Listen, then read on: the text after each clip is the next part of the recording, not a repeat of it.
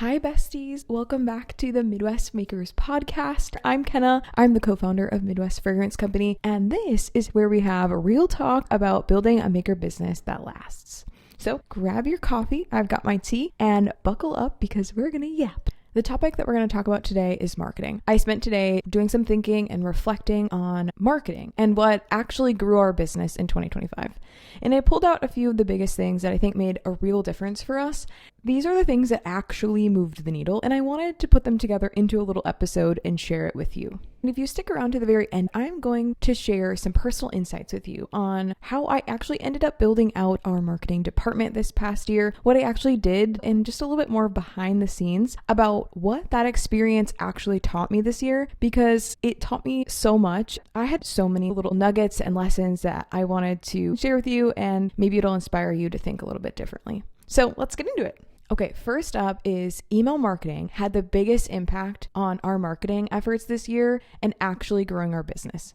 And I know that people love to say that email marketing is dead, but that is just so not true, at least in my experience. This year, I decided to do an experiment where I started sending one email out to our email list each month. What happened was that I saw actual real results. And so I doubled down on my experiment because duh, and I started sending weekly emails. These weren't spammy emails, not just bye, but really value-driven emails where I got to talk directly to our customers, where I was really truly sharing my heart and value and wanting to help you in your journey. And guess what? We actually started making sales from these emails. And I think one of the biggest shifts for me was realizing that our email list is something that we actually own. There's no algorithms, there's no hoping someone sees your post, because I know you can relate, but it allowed us to build a direct relationship with you. And before this year, I think my idea of what marketing was social media. And now I kind of hate the word marketing because it can just mean so many different things. There's so many different types of marketing, and it can be this elusive thing that I feel like we're all chasing. So I just have like a disdain for the word marketing now, but that's a side tangent. Anyways, I started to see that I had been spending way too much time on social media and not enough time on email marketing, which actually got me results. And that's really when I started to understand the difference between social media and email marketing and why they both matter, but in super different ways. Okay, here's a few different things for you to think about. Are you spending the most amount of your time on things that are moving the needle forward or not?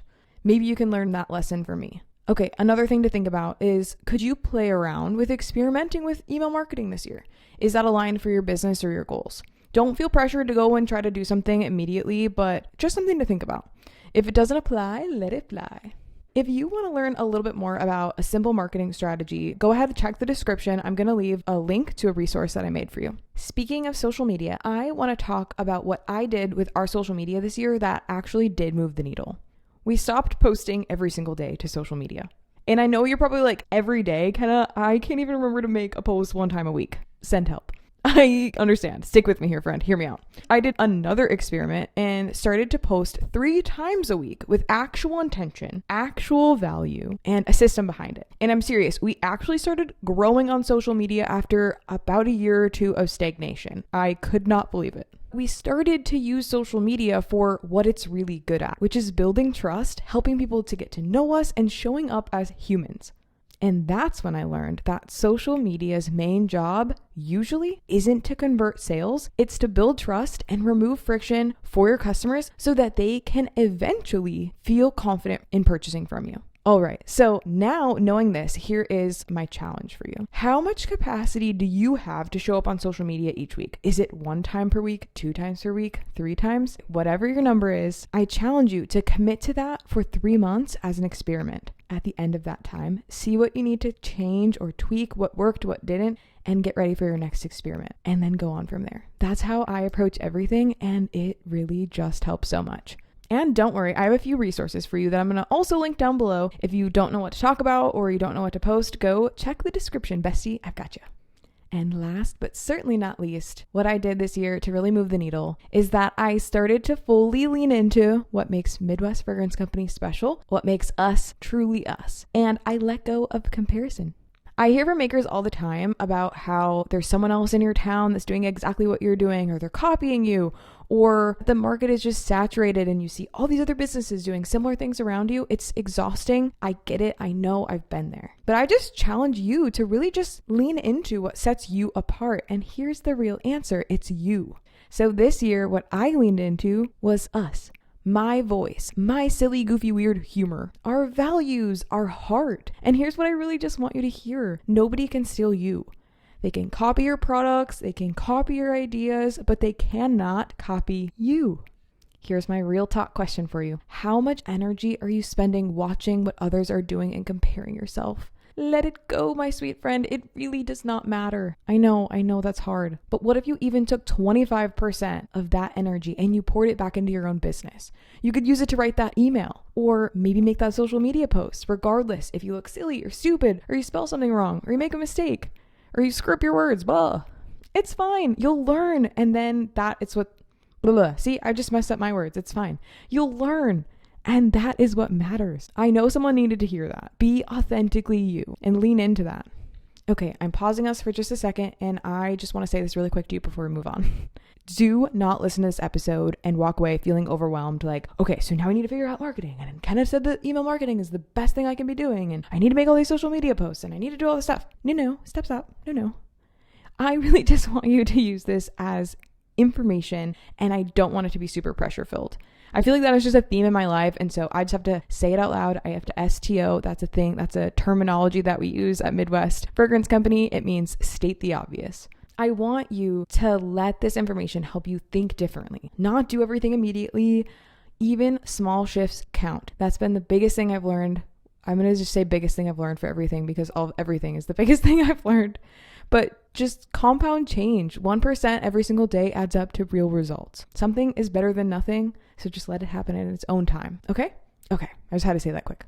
Okay, this is now a little bonus session. I don't know if this is interesting to anyone, but it's been such a huge part of my year. And as I was reflecting on what really moved the needle forward in marketing this year, I also took some time to reflect on what it was like to build out our marketing department this year. I have 4 pages of notes that I wrote as I was reflecting through this, and I could have kept going forever because I learned so much from this, but I'm just gonna kind of just read through my notes. It's probably gonna be messy and random and all over the place, but I just got I was paper, just FYI.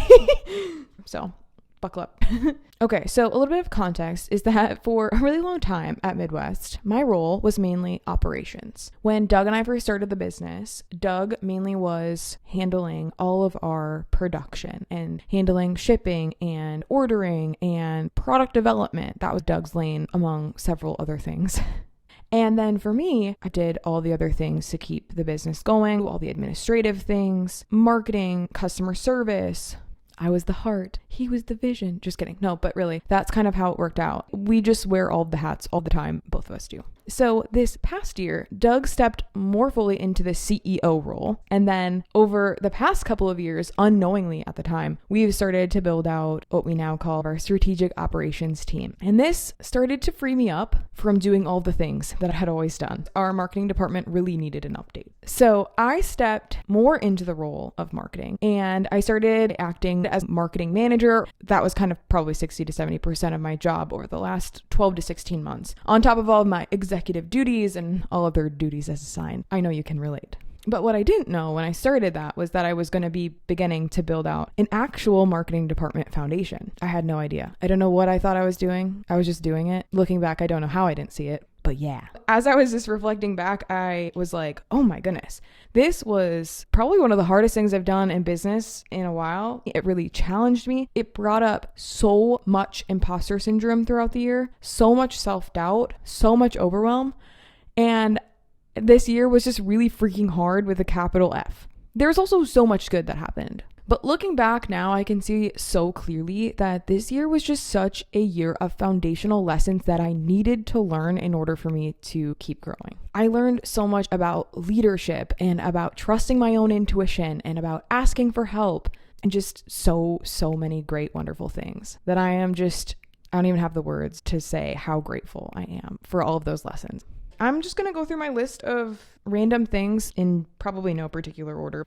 So one of the things that I really learned this year was what got me to this place in business, which was I see all the things that need to be done. I'm a planner. I have a list. I'm detailed. I'm the executor. I call this the weeds. It's the minutia. It's the important stuff, but the list goes on and on forever, and there's really never any ending in sight. All of that kind of mentality was the very thing that I needed to unlearn to grow and get to the next level. And I found myself just continuing to default back to here versus being a visionary so many times throughout the year and throughout this experience.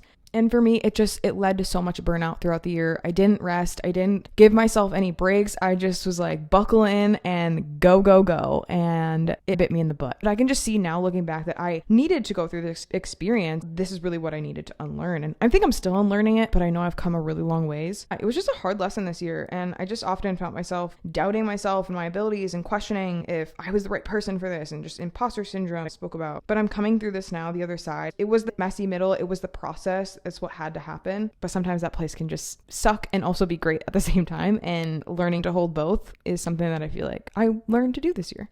Okay, another thing that I learned was I had a lot of limiting beliefs that were holding me back throughout the last few years, I think. And I started letting go of them this year. Doug was a huge part of helping me. He taught me that I can make decisions and I can move, kind of that whole idea of not needing to have it all figured out, and I can experiment. Those concepts I feel like I really learned from Doug this year. And also just to let go of overwhelm and instead just to see all the things as problems to be solved. That is now a phrase that I use all the time, and I'm like, oh, it's just a problem to be solved. It's not a big deal. Because it's not. I learned that sometimes in the beginning of something, it just takes so much longer. When you're first starting something and you're not good at it, it takes longer. And it doesn't mean that you're a failure or you don't know what you're doing. It just means that it's the process. This year, I leaned a lot into being more organic. I'm normally such a planner, and I think this was such a huge area of growth for me, which I think is the very thing that led me to being able to feel confident enough to start a podcast out of the blue and just go for it.